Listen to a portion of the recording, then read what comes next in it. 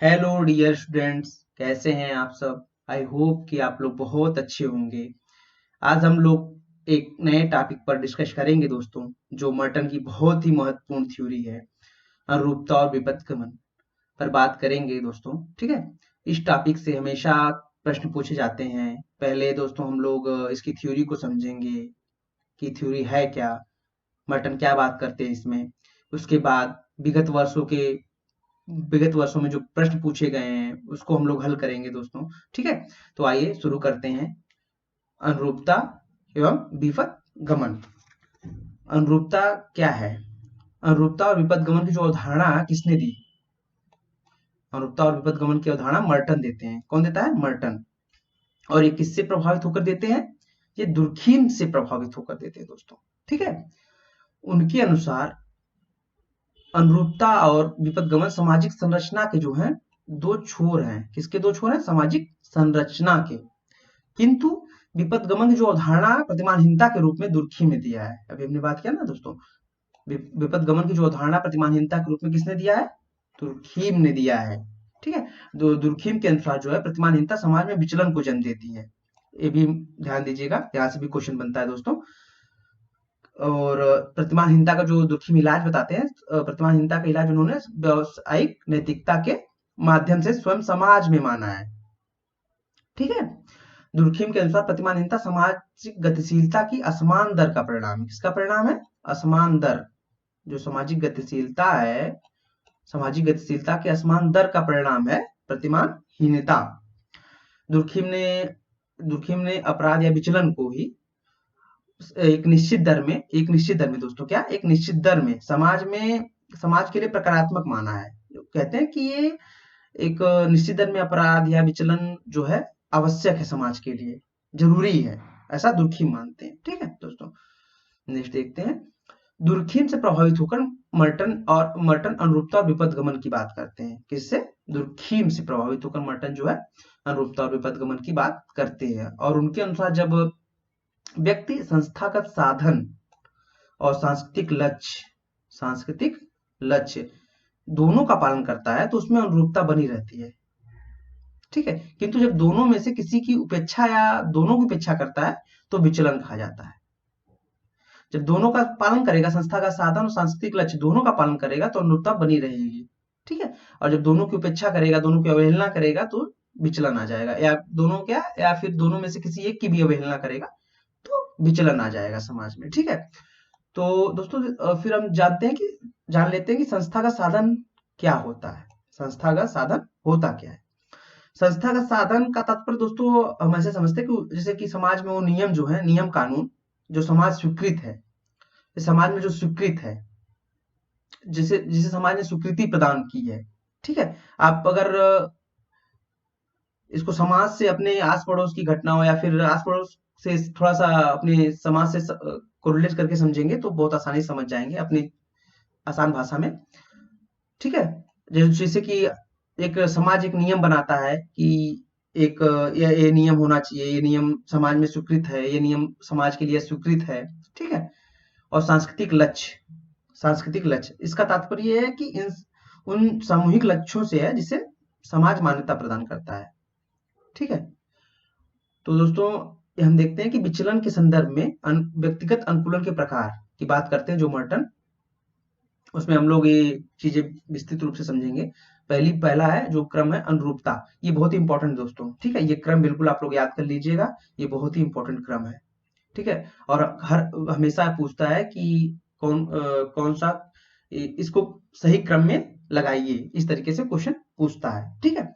और एक चीज और इसमें इसके अंदर से भी क्वेश्चन पूछ लेता है। जैसे कि अभी पूछ लेगा कि इसमें नवाचार में, इसमें संस्था का साधन का प्रभाव कम रहता है, या फिर किसमें संस्था का साधन का प्रभाव अधिक रहता है, किसमें संस्था का सांस्कृतिक लक्ष्य का प्रभाव अधिक रहता है। इस तरीके से क्वेश्चन पूछ लेगा। आगे देखेंगे हम लोग क्वेश्चन तो समझ में आ जाएगा काफी आसानी से। तो दोस्तों देखते हैं अनुरूपता। पहला क्या है? अनुरूपता। अनुरूपता में क्या होता है दोस्तों? हम दोनों का पालन करते हैं, संस्थागत साधन का भी पालन करते हैं और सांस्कृतिक लक्ष्य का भी पालन करते हैं दोस्तों। ठीक है। तो हम समाज के द्वारा स्वीकृत साधन को भी अपनाते हैं और स्वीकृत लक्ष्य को भी, सांस्कृतिक लक्ष्य को भी अपनाते हैं। ठीक है, उसके माध्यम से समाज में जैसे कि दोस्तों हम लोग सांस्कृतिक संस्था का साधन को, जो स्वीकृत संस्था का साधन है, उसको अपनाकर उसके माध्यम से हम सांस्कृतिक लक्ष्य को प्राप्त करने का प्रयास करते हैं। ठीक है, जैसे कि परीक्षा पास करने के लिए कड़ी मेहनत करना। हम क्या करते हैं, परीक्षा पास करने के लिए कड़ी मेहनत करते हैं। तो क्या हो गया दोनों दोस्तों, दोनों संस्था का जो साधन है, जो संस्था का साधन है उसका भी हम लोग पालन कर रहे हैं, जो सांस्कृतिक लक्ष्य है उसका भी पालन कर रहे हैं। हम लोग कड़ी मेहनत भी कर रहे हैं और परीक्षा भी पास कर रहे हैं। ठीक है, नेक्स्ट, नवाचार। नवाचार, नवाचार कह सकते हैं आप इसे हम नव प्रवर्तन भी कहते हैं। ठीक है, आविष्कार, इनोवेशन, इसका इंग्लिश याद कर लीजिएगा, ज्यादा अच्छा रहेगा। इसमें दोस्तों क्या होता है, सांस्कृतिक लक्ष्य का प्रभाव अधिक होता है।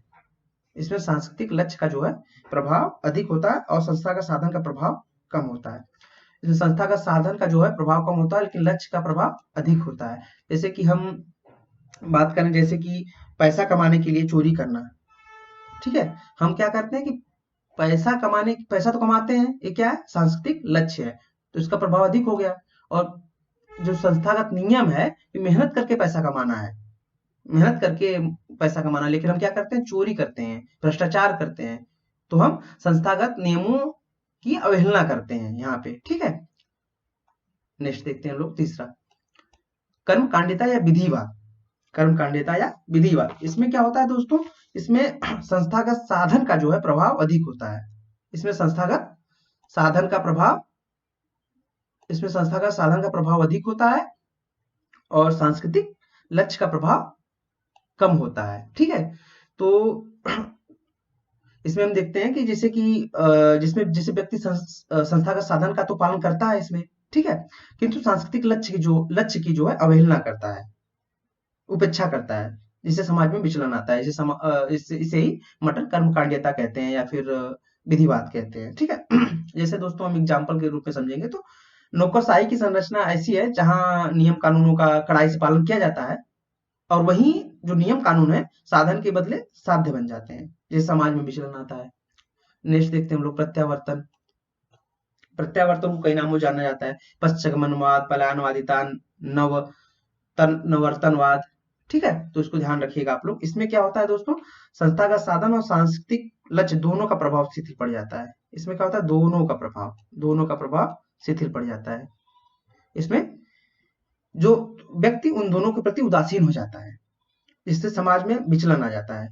इसे प्रत्यावर्तन या वापसी या फिर पश्चगमनवाद, पलायनवादिता या निवर्तनवाद भी कहते हैं। ठीक है, जैसे कि एग्जाम्पल के रूप में हम समझे तो दोस्तों, जैसे शराबी, भिखारी, पागल, साधु सन्यासी, ऐसे। ठीक है, ऐसे लोग। नेक्स्ट देखते हैं, विद्रोह, लास्ट है विद्रोह। विद्रोह क्या है दोस्तों, इसमें क्या होता है कि संस्था का साधनों और सांस्कृतिक लक्ष्यों दोनों को अस्वीकार किया जाता है। इसमें दोनों को अस्वीकार कर देते हैं हम लोग, संस्था का साधन को भी अस्वीकार कर देते हैं, सांस्कृतिक लक्ष्य को भी अस्वीकार कर देते हैं। इसके स्थान पर हम नवीन लक्ष्य एवं नवीन नियम स्थापित करते हैं। क्या करते हैं, एक नवीन लक्ष्य या नवीन नियम स्थापित करते हैं। जैसे हम फॉर एग्जाम्पल समझ सकते हैं कि धर्म परिवर्तन कर नए नए धर्म को अपनाने वालों में एक विचलन देखा जा सकता है। जो धर्म परिवर्तन करके नए धर्म को अपनाते हैं उनमें यह विचलन देखा जा सकता है दोस्तों। ठीक है, नेक्स्ट देखते हैं हम लोग, रेमर्ट ने अपनी पुस्तक द डिवाइन्स में 1951 में 3 प्रकार के विचलन बताए हैं। 3 प्रकार के विचलन की बात करते हैं लेमर्ट।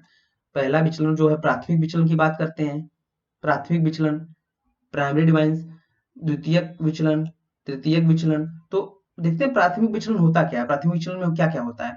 प्राथमिक विचलन समाज द्वारा सहन कर लिया जाता है, समाज उसको सहन कर लेता है, स्वीकृति प्रदान नहीं है समाज में, ठीक है, लेकिन सहन कर लिया जाता है। जैसे झूठ बोलना, छोटी मोटी चीजें हो गई, झूठ बोल दिया तो कोई बात नहीं, ठीक है, कोई बात नहीं, झूठ बोलने के लिए आपको फांसी नहीं लगाया जाएगा। ठीक है, और जो दूसरा है द्वितीयक विचलन। द्वितीयक विचलन समाज में निंदनीय होता है। क्या होता है, निंदनीय होता है। जैसे किसी की बुराई करना, किसी को गाली दे रहे हैं, किसी को भला बुरा कह रहे हैं, किसी की बुराई कर रहे हैं, तो समाज क्या करेगा, निंदा करेगा इसकी। स्वीकृत नहीं है समाज के द्वारा, लेकिन समाज की निंदा करेगा, ये अच्छा इंसान नहीं, ये गलत इंसान है। ठीक है, तो वो चीजें होती हैं। और तीसरा जो तृतीयक विचलन में समाज में अपराध माने जाते हैं। तृतीयक विचलन जो होता है समाज में अपराध माना जाता है। इसके लिए कानून दंड निर्धारित करता है। कानून जो है आपको दंड देगा, उसके लिए आपको निंदा नहीं करेगा, या फिर केवल सहन नहीं कर लेगा, या फिर केवल निंदा ही नहीं करेगा, उसके लिए आपको दंड भी देगा। आप चोरी करेंगे, जघन्य अपराध, लूट करना, खून करना, ये सब चीजें अगर आप करेंगे तो उसके लिए आपको दंड दिया जाएगा। ठीक है, इस तरीके के विचलन। और हम देख लेते हैं दोस्तों इस टॉपिक से संबंधित जो विगत वर्षों में क्वेश्चन पूछे गए, इंपॉर्टेंट क्वेश्चन पूछे गए हैं, उसको हम देख लेते हैं। बहुत ही इंपॉर्टेंट है। और जो हमने अभी पढ़ा उसी से संबंधित सारे क्वेश्चन, जितने क्वेश्चन हमने नीचे दिए गए हैं पूरे सारे क्वेश्चन से संबंधित है। अगर आपने सही से समझा होगा दोस्तों तो आप बहुत ही आसानी से कर ले जाएंगे। क्वेश्चन नंबर 1, रॉबर्ट मर्टन के अनुसार जो लोग एक नई सामाजिक व्यवस्था की पुनर्संरचना के प्रयासों में विद्यमान मूल्यों और उन्हें प्राप्त करने के साधनों दोनों को स्वीकार कर देते हैं, उसे कहते हैं। दोनों को अस्वीकार, इसलिए मैंने हाईलाइट कर दिया दोस्तों, दोनों को अस्वीकार कर देते हैं उन्हें कहते हैं। अभी हमने किस पे बात की कि दोनों को अस्वीकार कर दिया जाता है,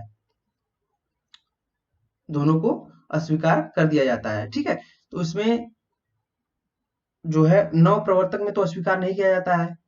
ठीक है, और नैष्ठिक में भी, कर्मकांडी में भी दोनों को अस्वीकार नहीं किया जाता है। बचा क्या, विद्रोही, इसमें दोनों को अस्वीकार कर दिया जाता है। ठीक है दोस्तों, नेक्स्ट, मर्टन के अनुसार प्रकार्य अनुकूलन में सहायक है, अनुकूलन में को कम करता है, अनुकूल सदैव इच्छित है, सदैव अवलोकित है। तो मर्टन के जो अनुसार जो प्रकार्य है वो अनुकूलन में सहायक है दोस्तों। क्या है, अनुकूलन में सहायक है। ठीक है, नेक्स्ट क्वेश्चन नंबर 3 देखते हैं। आर के मर्टन के अनुसार मादक द्रव्य के व्यसनियों के द्वारा किस पथ का अनुसरण किया जाता है? अभी हमने एग्जाम्पल में भी बताया है, एग्जाम्पल में भी बात किया है इसका। बहुत ही अच्छा क्वेश्चन है ये दोस्तों। देख रहे हैं ना, किसके अंदर से घुस के पूछ रहा है क्वेश्चन, तो आपको कॉन्सेप्ट समझना पड़ेगा कि चीजें है क्या वास्तव में। ठीक है, ऑप्शन ए कर्मकांडवाद, ऑप्शन बी निराशा, ऑप्शन सी स्वीकरणवाद, ऑप्शन डी पश्चगमनवाद। तो दोस्तों इसका सही आंसर होगा, क्या होगा, इसका सही आंसर होगा ऑप्शन डी। हमने अभी किसमें एग्जांपल दिया कि जिसमें शराबी, भिखारी, पागल, साधु, सन्यासी इत्यादि लोग आते हैं।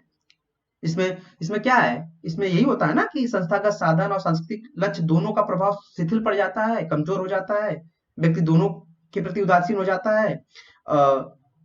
यही होता है ना, जिसमें शराबी, भिखारी, पागल, साधु इत्यादि लोग आते हैं। ठीक है, नेक्स्ट क्वेश्चन नंबर 4, आर के मर्टन के अनुसार यदि न तो लक्ष्यों को सांस्कृतिक रूप से अनुमोदित किया जाता है, न ही संस्थागत मानकों को अपनाते हैं, संस्थागत मानकों को अपनाते हैं, उसे क्या कहा जाता है? इसमें क्या है दोस्तों, इसमें क्या है, न तो लक्ष्यों को, न ही संस्थागत मानकों को, संस्थागत नियमों को अपनाते हैं, तो उसे क्या कहा जाता है? इनोवेशन तो होगा नहीं, कर्मकांडिता तो होगा नहीं। इसमें एक को क्या है, कर्मकांडिता में क्या होता है, संस्थागत साधन का प्रभाव अधिक होता है, सांस्कृतिक लक्ष्य का प्रभाव कम होता है। इसमें क्या पूछ रहा है, दोनों को नहीं अपनाते हैं। ठीक है, और इसमें और दोस्तों देखते हैं इसमें निर्वतनवाद, यही तो है निर्वतनवाद। इसमें क्या होता है कि संस्थागत साधन और सांस्कृतिक लक्ष्य दोनों का प्रभाव शिथिल हो जाता है। ठीक है, नेक्स्ट देखते हैं ऑप्शन, क्वेश्चन नंबर 5, मर्टन के अनुसार, मर्टन के द्वारा किए गए विचलन के संदर्भ में व्यक्ति का अनुकूलन का क्रम बताइए। अनुरूपता, पलायनवादिता, विद्रोह, विधिवाद, नवप्रवर्तन। नवप्रवर्तन, विधिवाद, अनुरूपता, पलायनवादिता, विद्रोह। अनुरूपता, नवप्रवर्तन, विधिवाद, पलायनवादिता, विद्रोह। विद्रोह, नवप्रवर्तन, विधिवाद, पलायनवादिता, अनुरूपता। दोस्तों इसका सही क्रम क्या होगा? तो हमने अभी पढ़ा भी है इसको, तो आप ध्यान दीजिएगा। पहले क्या आता है, अनुरूपता, पहले अनुरूपता आती है। तो पहले हम देख लेते कौन सा ऑप्शन में अनुरूपता है। ये तो गलत हो जाएगा, ये भी गलत हो जाएगा, क्योंकि पहले ऑप्शन में नवप्रवर्तन है, इसमें विद्रोह है। फिर उसके बाद देखते हैं हम लोग दूसरे स्थान पे कौन आता है। दूसरे स्थान पे आता है नवप्रवर्तन। तो इसमें नवप्रवर्तन है, इनोवेशन है, नहीं है। इसमें पलायनवादिता है, प्लानवादिता चौथे स्थान पे आती है दोस्तों, तो ये भी कट जाएगा। तो सही ऑप्शन क्या हो जाएगा? थर्ड, अनुरूपता, नवप्रवर्तन, विधिवाद, प्लानवादिता, विद्रोह। ठीक है, इसको कई तरीके से हम हल कर सकते हैं। एक तरीका और है कि देख लेंगे, सबसे पहले क्या होता है, अनुरूपता होती है सबसे पहले। ठीक है, सबसे पहले दो में अनुरूपता है तो इन दोनों को काट देंगे। ठीक है, ये दोनों को काट देंगे दोस्तों। फिर उसके बाद बचा ए और सी, और ए और सी में बचा, सबसे लास्ट में देखेंगे, सबसे लास्ट में विद्रोह आता है, तो सबसे लास्ट में देखेंगे किसमें विद्रोह है, तो इसमें नवप्रवर्तन है जो कि दूसरे नंबर पे आता है, इसको काट देंगे, इसको भी काट देंगे दोस्तों, तो भी ये ऑप्शन सी सही हो जाएगा। ठीक है, नेक्स्ट, हालांकि उसको आप रट लीजिएगा, बिल्कुल याद कर लीजिएगा, ज्यादा जरूरी है। क्वेश्चन नंबर 6, मर्टन के अनुसार विचलन का अर्थ हुआ व्यवहार जो सात्विकरण को लाता है, जो अस्वीकृति होता है, अस्वीकृत होता है, जो प्रतीकात्मक होता है, जो स्वीकृत होता है। तो दोस्तों इसका सही आंसर हो जाएगा, विचलन क्या होता है? अस्वीकृत होता है, जो समाज के लिए अस्वीकृत होता है। Next, next and last question है दोस्तों आज का, निम्न में से कौन से तत्व मर्टन के विचलन के विश्लेषण में शामिल नहीं है? मर्टन के विचलन के विश्लेषण में शामिल नहीं है। आविष्कार, इनोवेशन शामिल है, रिट्रीज ये भी शामिल है, विधिवाद, कर्मकांडिता ये भी शामिल है, अलगाव शामिल नहीं है। ठीक है, तो इसका सही आंसर हो जाएगा दोस्तों ऑप्शन ए, जो है अलगाव शामिल नहीं है। ठीक है, तो दोस्तों आज के लिए इतना ही।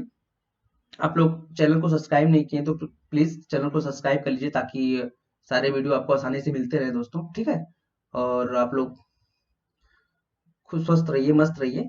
ठीक है दोस्तों, ठीक है, थैंक यू सो मच, मिलते हैं नेक्स्ट वीडियो में।